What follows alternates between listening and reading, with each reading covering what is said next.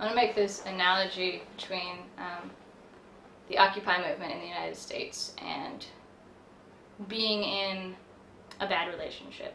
At some point, you make the decision, I'm going to get out of this abusive relationship.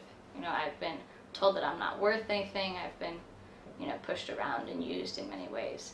And so, in some ways, or in a lot of ways, the Occupy movement seems like that to me. It seems like people deciding to stand up because finally they've had enough. And whatever becomes of it, however many avenues we take it in, I'm happy about that because it's people taking their future into their own hands. I think education is a political act, and something that's very important to me. So yeah, I think my care for the ability and access of people to learn and to grow and to be engaged in their society and to participate in ways that they enjoy very much connects to the Occupy movement and how we're trying to change the system of our country by being involved in it. The Occupy movement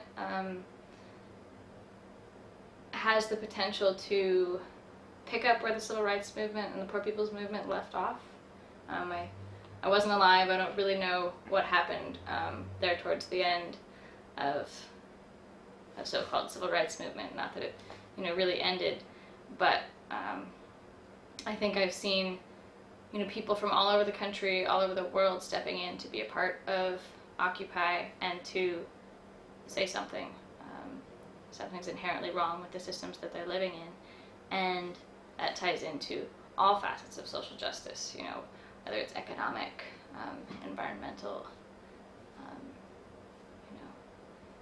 social, political, different dynamics of privilege and power.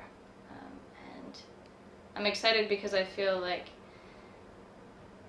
the U.S. in some ways, or people in the U.S. in some ways are stepping up, and where a few years ago I was sad that I lived in a generation that was so apathetic in this country, and now I feel the U.S. is maybe coming on level with a lot of other countries who've been fighting for social justice in their countries for a long time. And I'm excited to see different people come to the board and work together. The Occupy movement is so big at this point, and encompasses so many possibilities that it's going to be really hard to grapple with the idea of nonviolence. I mean, if we look at the civil rights movement, that was largely a nonviolent movement, but there were periods of time and were cities where violent self-defense came into play.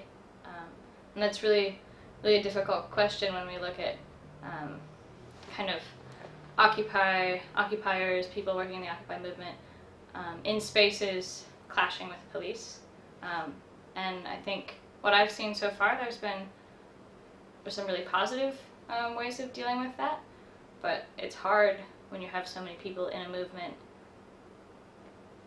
that whatever one person does seems to reflect on the whole movement, like the things with, there are druggies or homeless people, in these protests, and that's what the movement is. And I think you can't totally ignore that, but you can't let that tarnish the reputation of the movement, because, people are aggressive right now. People are angry. I mean, that comes from being fed up. I'm not an angry person. I can't, I can't totally identify with that desire to be physically violent. But at the same time, I can, understand what it means to feel oppressed and totally shut down and powerless. But that violence won't bring us any power, so, where do we go from here? I don't know.